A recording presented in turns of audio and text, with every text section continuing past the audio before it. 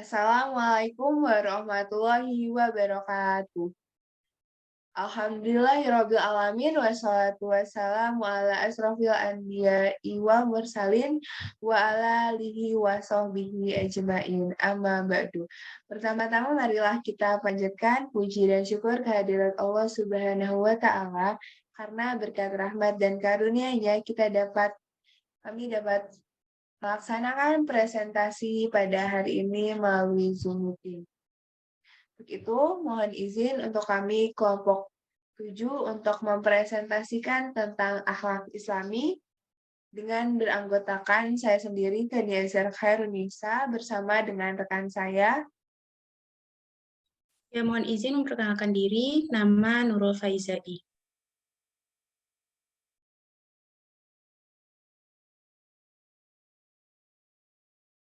Untuk topik yang akan dibahas dalam presentasi kali ini adalah yang pertama ada pengertian akhlak, lalu dasar dan tujuan akhlak, prinsip keutamaan akhlak, pembagian akhlak, dan faktor pembentukan akhlak. Pengertian dari akhlak. Definisi dari akhlak. Akhlak adalah perilaku seseorang yang sudah menjadi kebiasaannya, dan kebiasaan atau tabiat tersebut selalu terjelma dalam perbuatannya secara lahir. Lalu definisi akhlak menurut Al-Ghazali, akhlak adalah sifat yang tertanam dalam jiwa yang menimbulkan perbuatan-perbuatan dengan mudah dilakukan tanpa perlu pemikiran dan pertimbangan. Sehingga akhlak Islami adalah akhlak yang bersumber pada ajaran Allah dan Rasulullah. Akhlak ini juga merupakan perbuatan dalam menjadikan indikator seorang muslim antara yang baik dan buruk. Rasulullah diutus untuk menyempurnakan akhlak manusia, yaitu dengan memperbaiki hubungan makhluk, yaitu manusia, dengan Sang Khalik, yaitu Allah Subhanahu wa Ta'ala. Ya, selanjutnya dasar dan tujuan akhlak. Menurut Al-Ghazali, tujuan akhlak adalah terbentuknya suatu sikap batin yang mendorong munculnya keutamaan jiwa, dan biasa disebut Al-Ghazali dengan al-sa'adat al-hakikiyat atau kebahagiaan yang hakiki. Dikatakan sebagai kebahagiaan yang hakiki karena akhlak merupakan pusat yang menjadi dasar penilaian keutamaan pada manusia, dan keutamaan jiwa menjadi salah satu jalan ketenangan batin manusia sehingga tercapai tujuan hidup yang sebenarnya. Kemudian yang menjadi landasan dasar atau konsep akhlak yang dipaparkan Al-Ghazali adalah Al-Quran dan Al-Hadis.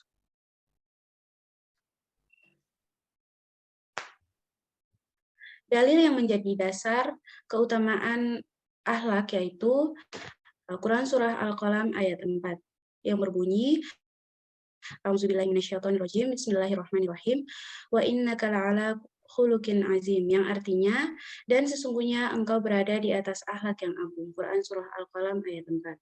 Kemudian hadis yang menjelaskan mengenai tujuan dan keutamaan akhlak yaitu orang mukmin yang lebih sempurna keimanannya adalah mereka yang sangat baik akhlaknya. Hadis riwayat Abu Hurairah radhiyallahu anhu.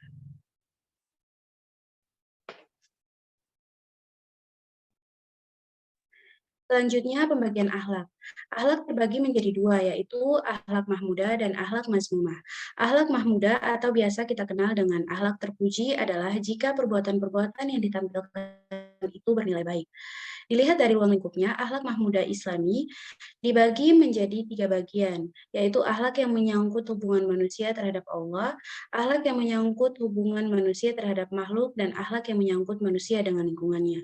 Kemudian akhlak mazmumah atau yang biasa kita kenal dengan akhlak tercela, merupakan segala bentuk akhlak yang bertentangan dengan akhlak mahmudah. Akhlak mazmumah merupakan tingkah laku yang tercela yang dapat merusak keimanan seseorang dan menjatuhkan martabatnya sebagai manusia.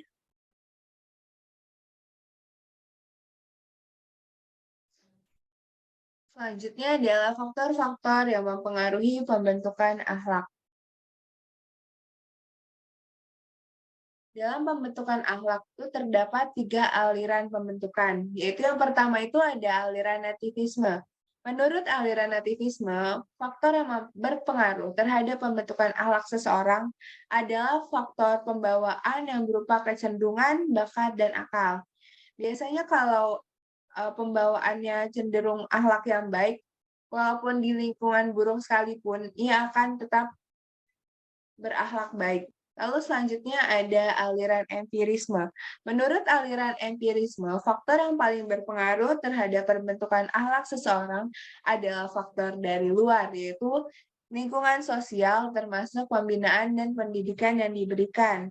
Bagaimana di lingkungan dia bermain, bagaimana dia di sekolah, dan bagaimana para guru yang mengajarkan dia. Terus selanjutnya ada aliran konvergensi. Menurut aliran konvergensi, faktor yang mempengaruhi pembentukan akhlak seseorang adalah faktor internal, yaitu pembawaan seseorang, dan disertai dengan faktor eksternal, yaitu pembinaan, pendidikan, dan interaksi dalam lingkungan sosial. Faktor internal yaitu faktor dari dalam diri, bentuknya dapat berupa kecenderungan, kebiasaan, bakat, akal, dan lain-lain. Beberapa unsur faktor internal yang mempengaruhi pembentukan akhlak yaitu yang pertama ada naluri. Naluri merupakan pembawaan alami setiap makhluk yang tidak perlu dipelajari karena memang sudah menjadi bawaan.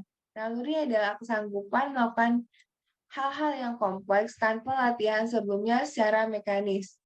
Yang kedua ada kebiasaan. Kebiasaan adalah setiap tindakan dan perbuatan seseorang yang dilakukan secara berulang-ulang dalam bentuk yang sama sehingga menjadi kebiasaan. Salah satu faktor penting dalam pembentukan akhlak adalah kebiasaan atau adat istiadat di dalam perbuatan yang selalu diulang-ulang sehingga mudah dikerjakan. Yang ketiga ada keturunan. Berpindahnya sifat-sifat tertentu dari pokok atau orang tua pada cabang yaitu anak keturunan. Ahmad Amin mengatakan bahwa perpindahan sifat-sifat tertentu dari orang tua pada keturunannya maka disebut al-waratsah atau warisan sifat-sifat. Untuk faktor eksternal adalah faktor yang diambil dari lingkungan, di mana seseorang melakukan interaksi secara tidak langsung akan berpengaruh pada pola pikir, sifat, maupun tingkah lakunya. Faktor-faktor lingkungan terbagi menjadi dua macam. Yang pertama adalah lingkungan alam yang manusia merupakan faktor yang mempengaruhi dan menentukan tingkah laku seseorang. Yang kedua adalah lingkungan pergaulan, yaitu manusia hidup selalu berhubungan dengan manusia lainnya dalam pergaulan yang akan saling mempengaruhi dalam pikiran, sifat, dan tingkah laku.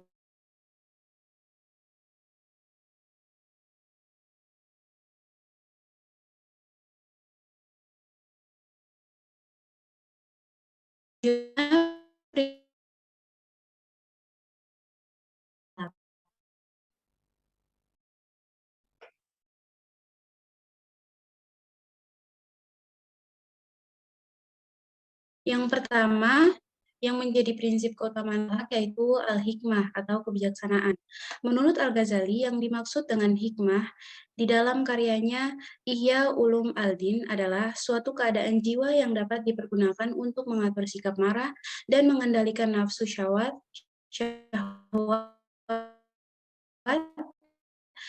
serta mendorong. Kebijaksanaan merupakan salah satu keutamaan jiwa rasional atau al-aqliyah yang dapat memelihara jiwa serta memungkinkan seseorang dapat membedakan yang benar dari yang salah dalam semua perbuatan yang disengaja.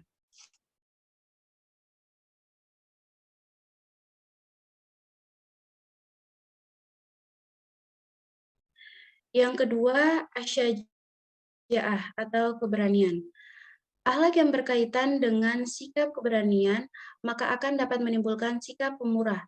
Sifat pemurah, tegas, keinginan pada hal-hal yang mengharuskan atas perbaikan diri ke depan, mengekang hawa nafsu, menanggung penderitaan, penyantun, berpendirian teguh, menahan sikap kasar, berhati yang tenang dan mulia, bercinta kasih, dan lain sebagainya. Namun keberanian tersebut tidak boleh berlebihan dan jiwa berlebihan dinamakan tahawur, yakni berani tanpa perhitungan dan pemikiran yang matang, sembrono atau nekat. Hal itu akan menimbulkan sifat-sifat seperti sombong, cepat marah, takabur, dan ujub.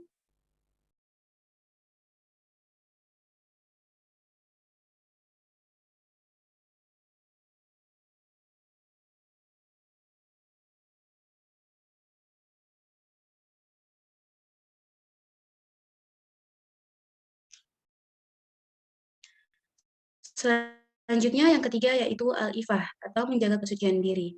Al-ifah termasuk ciri pribadi muslim yang baik. Adalah menjaga kehormatan diri atau ifah. Seorang muslim harus selalu berusaha untuk menjaga mulai dari dirinya, agama, harta, kehormatan, serta kemuliaannya.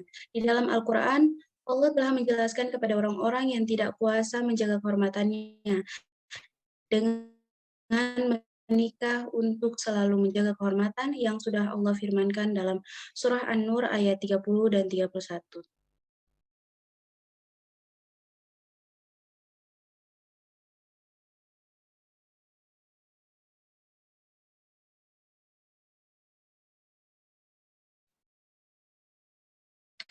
Yang berbunyi, Auzubillahiminasyaitonirrajim, Bismillahirrahmanirrahim.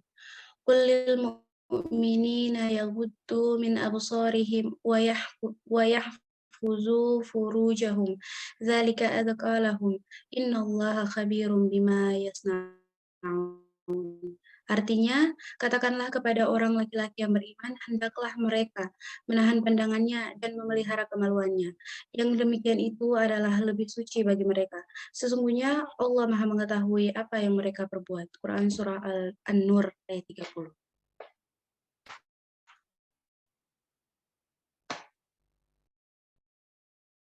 Kemudian yang terakhir yaitu al-adl atau keadilan. Keadilan atau keseimbangan merupakan prinsip utama dalam ajaran akhlak. Keadilan dalam budi pekerti tentu akan dapat menimbulkan persamaan hak dan keseimbangan dalam pergaulan masyarakat, sehingga tidak ada manusia yang merasa tidak mendapatkan haknya setelah memenuhi kewajiban. Allah Subhanahu wa Ta'ala menciptakan orang-orang yang berlaku adil, seperti difirmankan dalam Quran Surah Hujarat ayat 9. Al-Ghazali berpendapat mengenai keadilan dengan sebuah ketertiban yang disenangi, baik dalam berperilaku atau berbudi pekerti, hak-hak pergaulan masyarakat, dan dalam unsur-unsur penegak kestabilan negara. Sekian presentasi yang dapat kami sampaikan. Salah dan khilaf mohon rekan-rekan dan pembina dapat dimaafkan. Apa sih? Aku jadi melibet dan Sekian presentasi yang dapat kami sampaikan. Salah dan hilaf mohon dimaafkan. Wabillahi taufiq wa hidayah. Wassalamualaikum warahmatullahi wabarakatuh.